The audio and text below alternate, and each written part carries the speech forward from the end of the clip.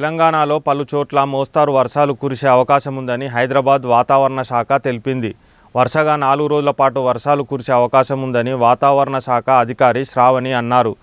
పలు జిల్లాల్లో ఈదురుగాలులతో కూడిన వర్షాలు కురుస్తాయని, గంటకు 40 కిలోమీటర్ల వేగంతో గాలులు వీచే అవకాశం ఉందన్నారు. ఈ మేరకు వాతావరణ శాఖ జిల్లాలకు ఎల్లో అలర్ట్ జారీ చేసింది.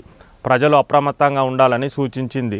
ఈ మేరకు మెదక్ జిల్లాలో నిజాంపేట, చేగుంట మండలాలతో పాటు పలు చోట్ల ఈదురుగాలులతో కూడిన భారీ వడగళ్ల వర్షం పడింది.